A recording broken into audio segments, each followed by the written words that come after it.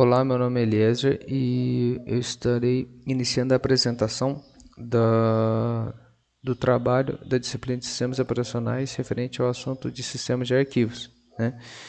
E o sistema de arquivos que eu escolhi foi o EXT2.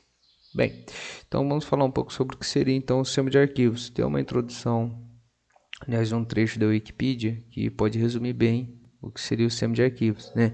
O sistema de arquivos é um conjunto usado em todos os HDs, SSDs e chips de memória flash.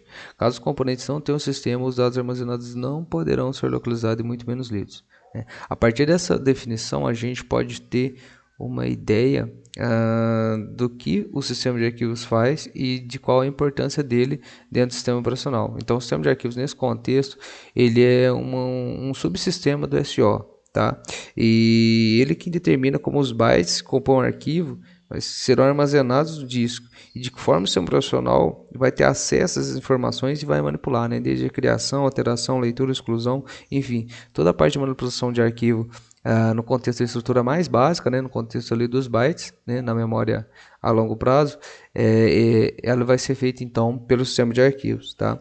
Dessa forma, cada sistema operacional ele exige um sistema de arquivos, né, diferente, seja aí pelas suas especificidades, né? E os sistemas de arquivos, naturalmente, como qualquer outra tecnologia, eles vêm evoluindo ao longo do tempo, muito por conta também da evolução do próprio hardware, né?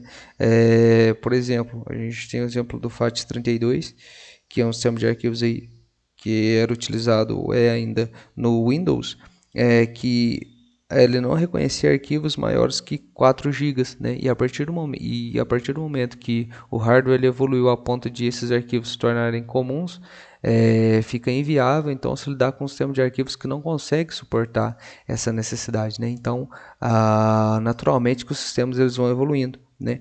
E dentre os principais características, né, que os sistemas de arquivos vêm evoluindo, tem a questão da qualidade do sistema de arquivo, da velocidade de leitura e gravação, né, da forma como ele gerencia o espaço que ele tem disponível para manipular esses arquivos. Todos esses fatores, né, eles são fatores que vêm evoluindo ao longo do tempo, né, aí no contexto do sistema de arquivos, tá? Então, sobre o XT2, bem, o XT2 ele foi o primeiro sistema de arquivo a nível comercial para o Linux e era o sistema de arquivos padrão em algumas distribuições do Linux lá no começo, né, como por exemplo o Debian e o Red Hat. O Linux inicialmente, quando o Torvalds desenvolveu, ele implementava o Minix, né, que é um sistema de arquivo desenvolvido pelo acadêmico Tannenbaum, né, que até onde eu entendi foi exclusivamente para a parte acadêmica que o Tannenbaum escreveu, né, o Minix, e ele tinha uma série de limitações, né? Posteriormente vem então o Remy Card, né, esse outro profissional da tecnologia que desenvolveu baseado no Minix o EXT e para suprir algumas deficiências aí do Minix, e o EXT2 vem como sendo uma evolução do EXT. Tá? Então, o Linux ele implementou inicialmente, o Linus Torvalds começou a utilizar o Minix, depois o EXT e aí depois o EXT2. Claro que depois teve a evolução o EXT3 e hoje o EXT4, mas o EXT2 então foi desenvolvido inicialmente pelo Remy Card e é uma evolução do sistema de arquivos EXT. Tá? Ele foi implementado ali por volta da década de 93, 94, por aí. Sobre a estrutura do EXT2. O tamanho máximo de um volume que o HT2 consegue gerenciar é de até 8 terabytes, né? A gente está falando isso da memória de longo prazo, né? Do HD ou SSD, enfim, que esse é o tamanho máximo que ele consegue então gerenciar. A estrutura básica dele é composta primeiramente pelo superbloco, ele implementa também a estrutura de inodes e tem a questão também dos grupos de blocos, tá? Onde possui ali os mapas de bits dos blocos, os mapas de bits dos inodes e a tabela dos inodes. O que seria então esse superbloco? Bem, o superbloco seria a estrutura básica aí que o sistema de arquivos vai alocar para trabalhar, onde ele possui as informações primordiais para o sistema de arquivos conseguir iniciar suas atividades, né? Então ali seria como se fosse um mapa ou uma introdução ou o ponto base que o sistema de arquivos vai utilizar para começar a trabalhar. Por exemplo, guarda informações como o número de nós, de inodes que o sistema possui, que ele está gerenciando, o número de blocos que ele está gerenciando, o número de blocos reservados, o número de blocos não alocados, né?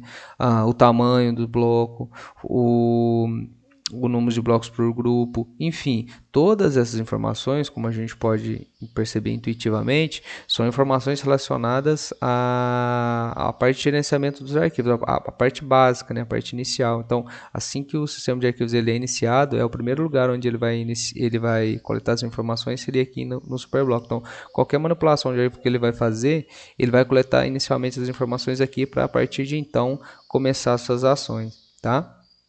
E a questão do inode, né? Tem uma definiçãozinha aqui da Wikipedia. Para cada arquivo existe um inode, né? E cada arquivo é unicamente identificado pelo sistema de arquivo, no qual reside por seu número, né?